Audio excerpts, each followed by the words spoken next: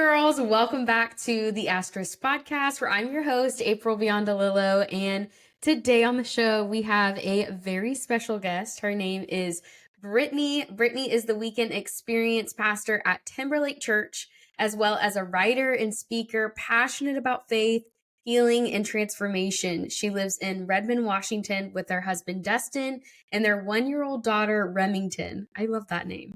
Through her journey with trauma, fertility struggles, motherhood, and mental health, she shares honest and relatable stories to remind others that they are not alone. Amen. That's so good.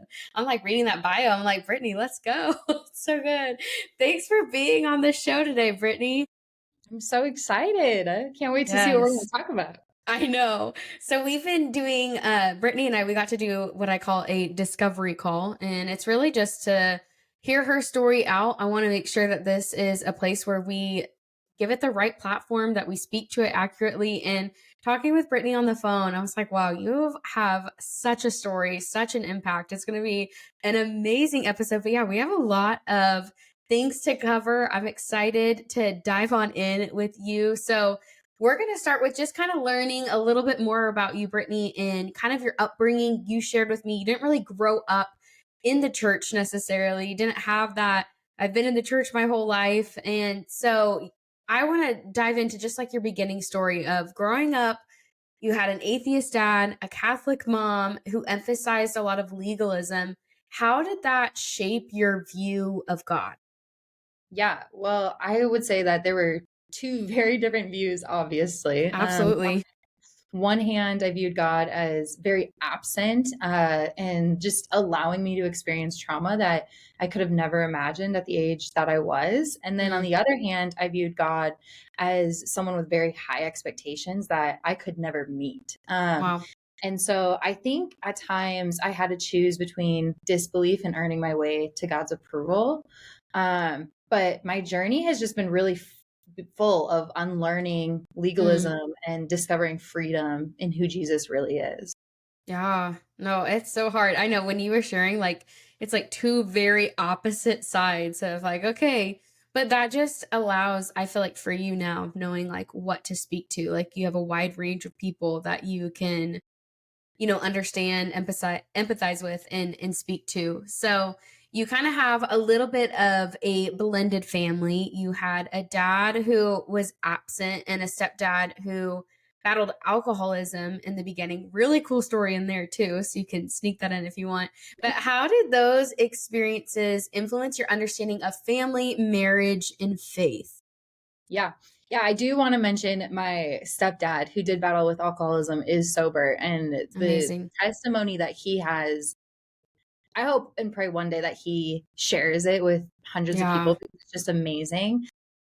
But I've just been able to watch his transformation over the last 10 years, Mm. and our relationship's only strengthened, his marriage has only strengthened. And it's just been really cool to watch. But I think having the flip side of two dads, one who was absent and one who did struggle with those things in my childhood, it showed me a lot of instability as a kid, which just gave me a really deep desire at a young age to build something different when I was thinking Yeah. about family.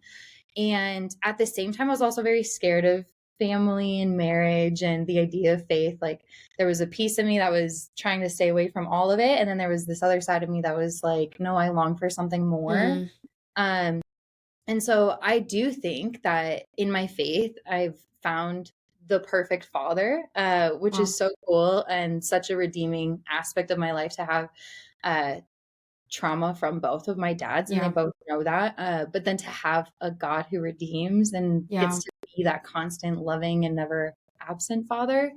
But those experiences, I just don't think they broke me, but they shaped my commitment into what I want my home to be rooted in, which is in love and faith. And Yeah. so my husband and I talk about it a lot and what we want our daughter's life to look like. And the fact that we both work in ministry and the fact that we have both have a different marriage than our parents do too is Yeah. just a different redeeming story. But it's just been really cool to see the way that God has made it come full circle and Yeah. has made desires happen in my heart from experiences I had as a kid. Yeah. No, and it's so cool, like, even hearing your story, like, I'm excited for the girls to get to hear more of, like, where you're at today with where you have come from, what you have struggled with, and you are hinting at there was some instability. There was not a lot of encouragement of, yeah, we go to church. This is who, what we do, you know. So you started growing up. And when you turned 19, there started to be like a lot more questions that you began to ask yourself about your faith. What sparked that curiosity? What led you to the place of, yeah, I want Jesus to be like Lord and Savior of my life? Because, like we've already heard, it wasn't anything being encouraged, being encouraged and spoken into your life. Yeah. Yeah, I would say up until I was 19, it was something I inherited rather than something I owned on my own. The idea of faith and the idea of Yeah. God. But then when I was 19, honestly, it was in college. I was surrounded by other people who loved God and had really Mm, authentic relationships with Him. But then I also had people in my life at that time who were questioning God or angry with God and were very vocal about those things too. And it just made me start asking, like, is this real? And if it mm, is, what does that look like for me? What does my relationship get to be? I think I wrestled between the contrast that of what I had growing up and the idea of God. And it was just a really cool thing to watch unfold through the yeah. people that God put in my life at the time. But I do think that curiosity just really sparked from people I was surrounded by. And on Mm, both sides of the token, too, like the ones that were really committed to God and the ones that were also afraid of Him, just mm. gave me the freedom to ask questions and hear other people's stories that they didn't even know were testimonies at the time. Wow. Yeah. And from that curiosity, when you're 19, you're kind of like, okay, maybe exploring. Were you going to church? Were you asking questions? Like, what were you doing with that curiosity? Yeah, yeah. I went to Iowa State University in Ames, Iowa, and there was a little Catholic church in the center of the university, and so I would go there every once in a while. But if you've gone to a Catholic church, you know that there's like a little bit of routine, and Mm, because I was so unchurched and unfamiliar, I think I felt so out of place. wow. Um, but then I also got to take a religion class, and I just got to ask a lot of questions of my professor. Wow. And it was just a really cool time to be surrounded by so many different religions, so many Yeah. different kinds of Christians. And then I moved to Colorado when I was 20, and that's where I really started going to church. And so there is where I got to have a little bit more of an outlet and a more consistent place to ask those questions. So Yeah. Yeah. Let's jump into your time yeah, in Colorado. This is like my favorite part of your story, just to say. So, if I remember correctly, it was your brother who was inviting you to church, right? yep, it was. Okay. So there is a service you go to, you're 20 at the time, and you'll tell the story better than I will, but just to set you up, there's a moment of like spontaneous baptisms. And before you know it, you're in line, you're going down, not even prepared, ready that this is what's happening. Share with us that moment and what was going on. Was it something that the preacher was saying? Was the Lord already working on your life? Was there stuff previous?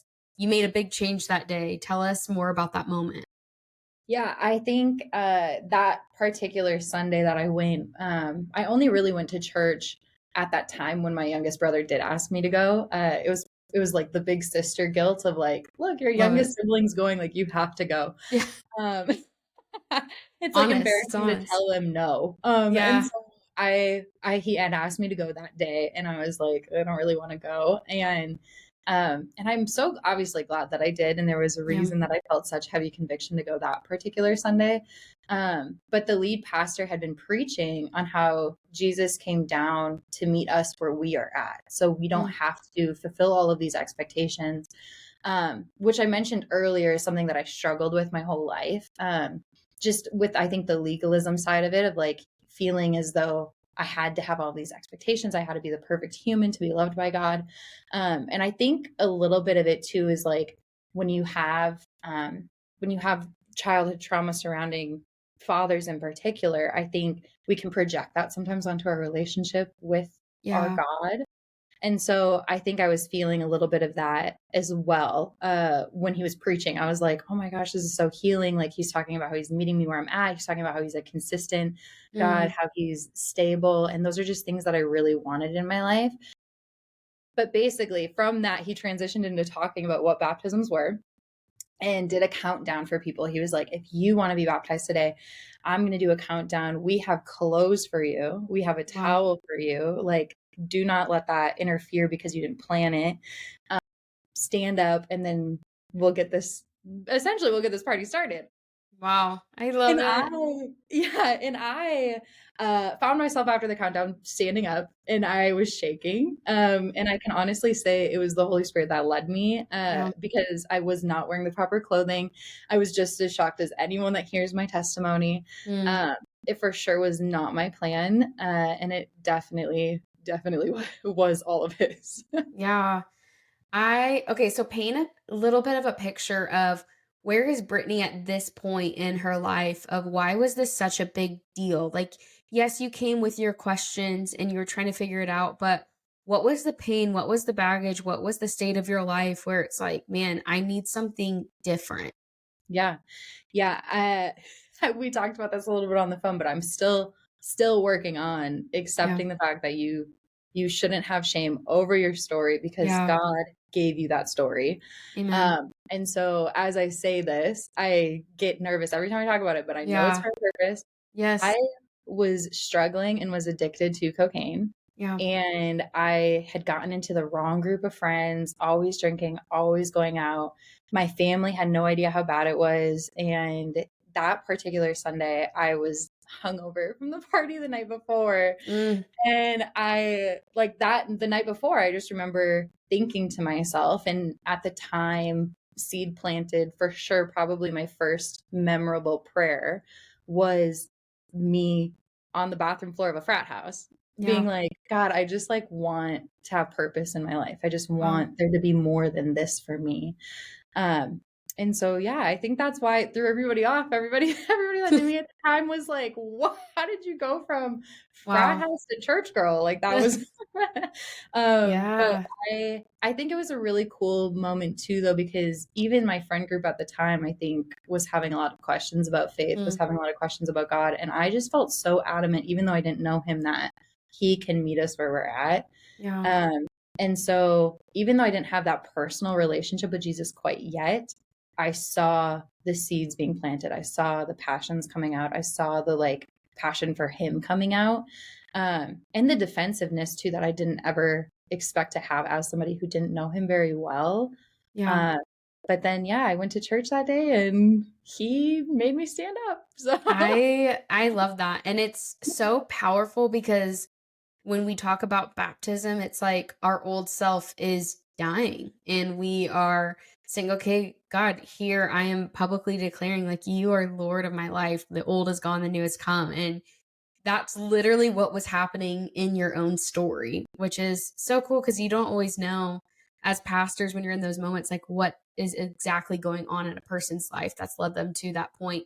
What was it like afterwards, like walking that out? You just had this big transformative moment. What took place next?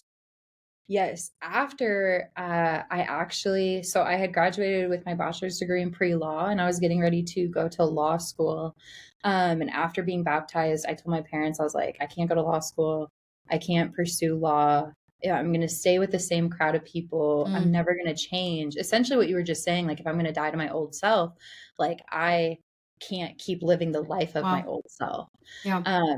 And so I gave all of that up. I was offered an internship, and this is my favorite part of the story because we Yeah. discussed this, but God said, "Let me humble you really quickly." Uh, uh, Within the first couple of weeks of being a Christian, I was offered an internship at this church mm. for communications, and I was like, "I have my bachelor's degree. I'm above an intern."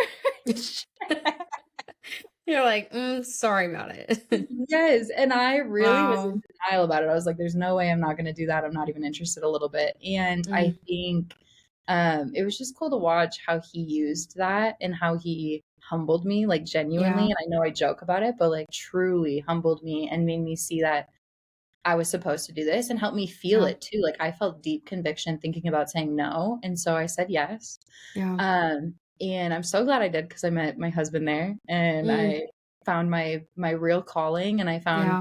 my next career path. And it really was just a stepping stone into all of these different things that happened in my life later on. But yeah, after my spontaneous baptisms, it was into ministry, which was Wow. not my plan. Yeah, let's talk about that too, because you're what we would call like a young baby Christian, like just kind of taking these first steps for the first time. Never been here before, never explored this, and now you're getting these opportunities. Started off as an internship that then led into full time ministry for you. What was that like jumping from like you're just saying yes to Jesus and then you're full speed ahead now in ministry? Yeah. It definitely was overwhelming and very exciting. So, as much as we talk about like first time Christians and new Christians and this fire for Jesus that they have, I was so passionate. I had Yeah. this long desire to want to know him more, to love him, to fall in love Mm, with him, and that was really exciting. But at the same time, it felt like I had to learn in real time, growing in my faith while helping others do the same thing. yeah. And so it taught me that ministry is not about having all of the answers, and Yeah. it's about pointing people to Jesus who Mm, does have all the answers. And I think that was just a really hard concept for me. I yeah. struggled a lot in ministry at first. And I think at the same time, it's obviously part of my story and it's the reason I do what I do, but it was really difficult jumping Yeah. headfirst into Yeah. the deep end with people who were not only going through the same experiences as me, but expecting more of me because Yeah. of the position I was in. Yeah. That would be like so challenging. Yet I see so much fruit that can come from that because you didn't get to just have the opportunity of having this big transformative moment and then just remaining kind of like faceless in the crowd. That's not that that's how it's always can be, but I think a lot of times like we can go through the motions and you got like a discipleship opportunity of like, hey, we're going to throw you in and you're going to really be challenged and you're going to learn a lot of things. And that's it probably produced so much growth inside of you. But yeah, also wrestling with like navigating how do I do this? This is so new for me. So, what unique challenges and advantages did you experience in learning about Jesus while also leading others? Yeah, I would say one of the biggest challenges I had was feeling like I needed to have it all together Mm, while still figuring it out. yeah. Um, I struggled with doubts and questions and moments of feeling unqualified. And I actually think because that was the root of where I started in ministry, I still think that's where the enemy fights me Mm, in my job today, yeah. is feeling those same things. Like I find myself leaving a meeting and I'll feel triggered and I have to remind myself like, no, this is what God's called you to. This is how Yeah. God is using you. This is how you're being a steward. Like, just keep going with it. But I definitely struggled with it then, and I still struggle with it now. Of Yeah. like feeling underqualified, feeling like I don't deserve where I am, feeling like I'm not the smartest in the room. Like I didn't go to seminary to get where I am. Mm, I took this pathway and followed him and followed his calling. And I know we joke and we say that it's in the Bible. It's a joke, but it's like true that yeah. he qualifies the unqualified. Like Yeah. he is the one that gives us the answers. Yeah. And so but it is very different feeling it. Like Yeah. I'd read stories where he did it and I'd be like, look, like they're like me. But then it's like, Yeah. oh, I didn't want it to be me. Yeah. um, Yeah. but at the same time, I think there was a huge advantage. Learning about Jesus while leading others definitely kept me depending on him. Yeah. Uh, I couldn't rely on my own knowledge or experience because I didn't have it. And I think there was this deep sense of empathy for those who were new to their faith because Mm, I was right there with them. So yeah. it was a lot easier for me to hear people's stories and not judge them. It was a lot easier for me to sit and pray with somebody who maybe felt really raw. Mm, Honestly, those are the people that are really easy for me to love, are yeah. people that are unexpected. Mm, Uh, just because I remember coming in that way and I remember yeah. feeling judged and I remember feeling scared and I remember feeling like I didn't deserve him. And so, Mm, um, yeah, I think there was a lot of things that I struggled with for challenges, but there was a lot of good that came out of it. And Yeah. now it's helped shape my faith, and it's helped shape who I am as a leader, and just who I am in general too. Yeah. That's so good. I love just that you got to walk alongside people really in that same place of me too, figuring it out. And sometimes, even for me, like growing up in the church and being a part of it for so long, you do start to kind of have like this righteousness about you of being better than other people. I've been doing this longer, and it's this reminder of like, man, who am I? And we never can learn everything about God. There's still so much more to learn. Like, we're all growing, we're all discovering. And I think that just puts us all in the same playing field, which can be frustrating for some because it's so like, that does not make sense, you know? Like, we should all be like going up this ladder, but really it's like serving the Lord. It's like the opposite. We're just going deeper and deeper and serving other people and becoming lower. And, you know, like greater is he than ourselves, like decrease while he increases. And so it's not our normal understanding or how we would see things like reflected in the world. So I think that's so good that you're hitting at that of just getting to do it alongside people. And that's like one of my favorite quotes too of like God calls the qualified, or God doesn't call the qualified, he qualifies the called. I love Yes, that. that's You're yes. like, I know, I was trying to like, where is it? Where is it? Yeah. And it's so good. But you, like you said, like when you're the one in it, Mhm. it doesn't feel good. It's so hard. And the enemy's so good of making those lies feel like our own truth. And sometimes they're not far off, you know? It's like he's saying things, they're like, yeah, actually, I could see it that way. And that makes sense. Yet, where it's like, do you trust me? Like, if I've called you, like, that's all you need to know. I'm like, okay, Yeah. we'll work on that. We got some growth to do, you know? So, how did you ended up stepping away from ministry for a season, and how did that end up deepening your relationship with the Lord? Yeah, yeah. I took like a 6-month break, and I think it was probably one of the hardest but most transformative experiences in my faith. Mm, Probably because of what we were just talking about yeah. actually. I went from knowing God because I had this role and I had these responsibilities and I had this expectation, to having to know God without the role and the Mm, responsibilities and the expectations. And so I think I had a huge pill to swallow when it came to admitting and understanding and feeling freedom also at the same time, in the fact that God loved me just as much if I served in ministry yeah. as he did if I sat on the couch all day and didn't do anything. Mm, And that was really hard for me because I am a workaholic. yep. Me too, girl. Me too. I dive headfirst into work. I Yep. work all day, all night. Especially when I love what I do and I Yeah. love ministry. And so I think that was a season that really tried me in terms of like knowing that I was still serving God even if I wasn't at the church, or knowing I was still Mm, serving God even if worship looked like me being at home. yeah. Um, and accepting that worship is in different things. Like Yeah. I struggled with a really bad depression in that season, and I remember telling myself like, even if I stay in bed all day, I'm resting, I'm taking care of my body, that is a form of worship and it is okay. Mm, yeah. Um and so I went from being in a space where my whole identity and my relationship with Jesus was in the church to having to figure out what that looked like outside of the church. Yeah.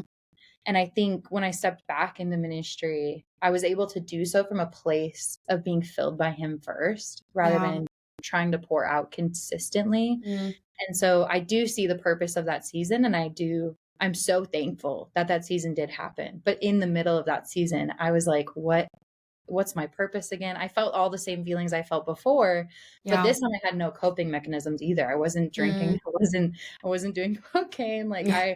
very different lifestyle. And so I Yeah. think I really just had to become friends with him. Mm, And that was really hard for me. And I'm glad it happened when it did, especially because it happened on earlier in my ministry calling than later. yeah. Uh, so now I know better, and I know that I do need him, and I know what that looks Yeah. like.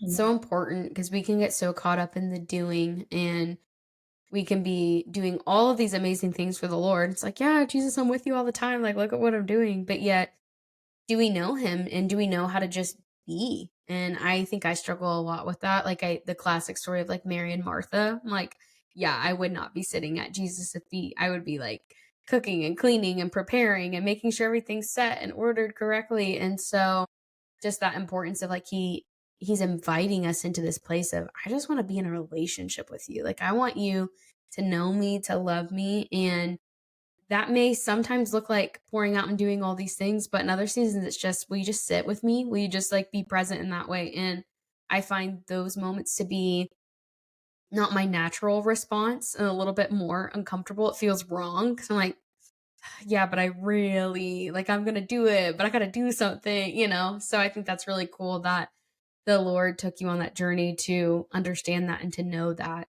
Because then you ended up transitioning, you moved from Colorado, moved to Washington, and now you and your husband are stepping into ministry at a different church. What was that like? You're leaving the church where you first met Jesus, and now you're stepping into a new faith community in Washington. How was that for you? Yeah, I think it was very bittersweet. I think Yeah. that's the simplest word I could use. Very bittersweet. I was leaving a place where my faith was formed, where I learned how to follow Jesus, and where I built deep rooted connections. Yeah. And my family too. Like this is where my entire family met Jesus. This is where my mom's faith was transformed. Mm, This is where my brother's faith was transformed. And I think that was really hard too. But I also think stepping into a new faith community in Washington, it felt so apparent. We visited Washington as like a little mini honeymoon. We are mm. a COVID marriage is what I call it. So we Yes. never really had a honeymoon. Yeah. And so we came out here, and Dustin's, my husband, his family is out here. And so we came out here to visit them for 10 days. And I remember looking at him on like day 2. And I was like, we are supposed to come back here. I was like, Mm, we need to be in Washington. When he came home one day from our last church from work, he was like, Brittany, I think it's time. I think it's time to leave. Like, I think I'm wow. ready. I think it's time to go to Washington. And I had joked about this on our first call, but if you move from out of state to Washington, it's usually smart to have jobs Not the before cheapest state to live in. Yes. yes, yeah. And so we were very fortunate. His parents opened up their home to us for a short season when we first moved here. Um, but within 3 months of us moving here, we got jobs, Mm, and that transition was just full of his faithfulness the yeah. whole way. We could see the seeds being planted when we came and visited for those 10 days. Then when we followed the lead, like I followed him telling me, like he was like, I'm ready to go. And I was like, I'm ready whenever you are. And we put in our note, he put in his notice, and I was serving at the time. So I told him I couldn't serve anymore. Yeah. And we put in our notices, and we were like, it's time to transition and move. It happened so quickly, but the way that God showed up every step of the way, it Mm, was just I just learned that my faith wasn't tied to a specific place or yeah. people, but just to Jesus himself. And watching him lead us, I think Mm, was probably one of the coolest experiences, especially thinking about all the logistics. yeah. I'm a very emotional person, but I do think very logically when it comes to like Yeah. moving and like finances, and we didn't Right. have jobs and we didn't have a place to live. And so like the way that he showed up and the perfect timing of us getting jobs to being able to get our own apartment and Yeah. be here was just such a God thing. Yeah. Uh, yeah. And I think those are such good signs. Like, I think for anyone who's struggling with like making those decisions or knowing like if it's the Lord, a lot of the times, like the Lord will just line up those things so well. Like, He'll make it abundantly clear for you in that. And not to say that you won't face hardships in moments, but typically I feel like you'll know and the Lord will just begin to open those doors where you're not having to pound them open or force them open. And I think that's so important to know. Like the Lord is so kind to not only be someone that goes with you, but He'll go before you in making those preparations. We're going to kind of transition a little bit in your story. This is another, just a disclaimer, it can be a harder topic to speak on. Is you found out, I don't know when you found out, before you got married, that you were going to have struggles. You found out in your journey that you had early ovarian failure. and you ended up having a miscarriage. How did that shape your understanding of God's goodness? How did you walk through that? Mm. Yeah, I found out about my ovaries were both failing, and I found out about that before Dustin and I even started dating. Well, Um, I brought it up on our first date because he was a pastor already, and I was like 2 months into being a Christian, and mm, all I knew about church was they need to reproduce a lot of babies, and that's so awesome. on You're our like, hey, I second know this is on your trajectory. Without even knowing you, I know. It's only funny now Uh, because as a pastor, as somebody out of church, like that's a crazy assumption, but that is just a it's, stereotype. It's just yeah, a stereotype. And so I really came in hot on our first date, and I was it's like, amazing. I can't have kids. It's like Dustin's like, this is the one. This is the one. that had to be what sold him. I don't know. But he had said though, he was like, I've always felt this really long calling to adopt. And so that was like kind of what we went Okay. into our marriage with, was like Yeah. thinking we were going to adopt. Mm, And just knowing that from the front. And I think that was a beautiful God thing because I yeah. always felt called to be a mom. And so it was Yeah. never about me not wanting to be a mom. It was specifically just the diagnosis. Yeah. Um, but so that was like in our first date, I was thinking I was putting up walls, and Dustin was like, actually, like, we're good. Like, I'm Wow. keeping you still. Wow. And so that is like just a different part of our testimony in our marriage.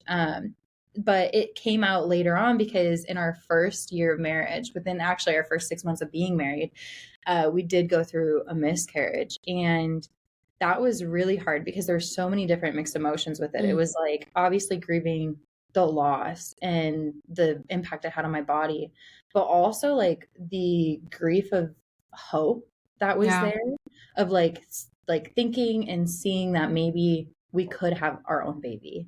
Wow. Um and so that was really hard. Like that was something that I just wasn't expecting. I think in both experiences, it was the most painful and faith shaking experiences of my life Mm, for different reasons. Like the ovarian diagnosis happened a month after I became a Christian. And I was like, mm, oh, now this? I was like, this is wow. what I signed up for.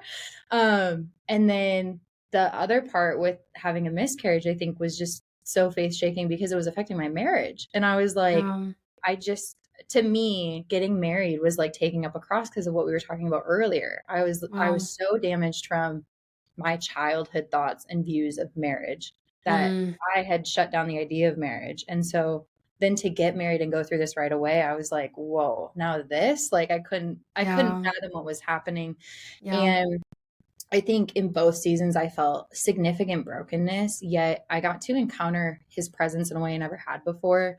It was probably the first time ever that I got to see that his goodness isn't defined by what I go through, but who he is. And so he met me in my pain. Jesus reminded me that I was not alone, and he showed me that his plans were still good, even if I didn't understand them. And I think that was just that was the beautiful part of it. And I think similar to how like biblical joy doesn't mean always being happy. I think that part of our testimony, like beautiful doesn't always mean good looking. And I think it was just a really beautiful part of our testimony where we got to grow in our marriage, we got to grow in our own faith journey, and we got to grow closer to him together. Was just a really beautiful thing in a broken way. And Yeah. that to me is how God uses our brokenness too. So yeah. Do you feel like from walking through that, it closed doors on wanting to try again out of fear? Or do you feel like it did the opposite of faith was growing and, hey, Yeah. we didn't even know this was a possibility? Like you kind of said, it's like this flutter of hope at the same time. Did it Yeah. open the doors? Yeah. It's funny that you asked that because I've never even thought about it that way, but it definitely, thinking about it, because we were talking about this the other night too, actually, my Yeah. husband and I, because thinking about it, my daughter turns 1 in a week. And so Mm, we were just reflecting on the whole journey, and we were talking about how it's crazy because after a miscarriage, we battled with this, essentially it was a fight in our marriage. mm, Do we step up and try, yeah. or do we shut down because we're scared? Yeah. And I think it was a lot of back and forth for a couple of months. Yeah. And then we decided to try, and we tried. It took 3 years. So Wow. it was a long, long journey. And it was, I think the hardest part was watching other people go through similar things, but have different stories. And obviously Yeah. that's all with intention. But when Yeah. you're in the middle of it, you're in the middle of infertility, or you're in the middle of a miscarriage, or you're in the middle of struggling, like that's all you do is compare. And I Mm, know that it's not a good thing, and that's how the enemy uses us, especially as women, I absolutely. think. But it did happen. Like I'd go to baby showers and I'd leave heartbroken, or I would watch my friends get pregnant and I was like, I don't want to be jealous, I don't want to be envy my best friend, like I should be excited for her. And like Yeah. instead I was feeling all of these different emotions that were part of that Mm, journey, especially because it was such a long journey. yeah. That we just did not anticipate. I was thinking like, okay, if we try again after a miscarriage, we're going to get pregnant right away. Yeah. Yeah. And that was not our testimony. Mm, Thank God it wasn't. But when yeah. you're in the middle of it, it is Ugh, very, very hard to see what is happening. absolutely. 3 years is not a short amount of time to kind Yeah, of no. figure out and know, like, okay, do we keep trying? Do we reconsider that thought of adoption? Like, what is the Lord trying to communicate? So, obviously, you guys had a baby. Yeah. She's turning one. Yes. She's turning one, or she just turned one? She's turning one. Turning one. Wow. Yeah. So fun. I'm sure it's gone so fast too, like right before your eyes. Yeah, the So 3 years felt like 10 and the 1 year felt like 2 weeks. you're like, that doesn't math out right. I don't Oh, understand. So you have a daughter, and your daughter's life, just from talking with you, was one already. We know it's a miracle, just knowing the back history, but there was more story in her life. What was her story? And how did that teach you about God's faithfulness in the midst of her life, of finding out you're pregnant, the development process, everything? yeah. Well, I'll share more about her story, but I do want to preface, I Yeah. swear my life is not all trauma. God has used every single thing in my life, and it is just so cool. And you'll hear the full circle. But we did have we had a hard time getting pregnant, and I know that's Mm, not, honestly, 3 years is a long time, but it's not even as long as people I know. yeah. And so it's just a little glimmer of the struggle of what some people have to go through. Yeah. But for us, it was 3 years. We found out we were pregnant with our daughter, and I really wanted to do like the cute surprise for Dustin when I found out I was pregnant. And I instead ended up having a panic attack, which I did not expect to have at all. But Mm, I had a full blown panic attack because I was like, what if I'm testing too early? wow. What if she's not going to make it? Like, and honestly, this is also a crazy thing because I knew it was a girl. Mm, I remember immediately just being like, she's not going to make it. And I was like, where did she come from?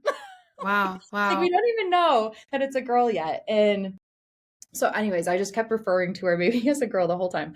And Dustin came home, and he Mm, was not supposed to come home for a few hours. He came home. I was in the middle of this panic attack. He was like, "What's going on?" I was like, "I'm pregnant." And so, like, poor guy, didn't even get like this cute experience. wow. Just his Yeah. wife in a full blown panic attack.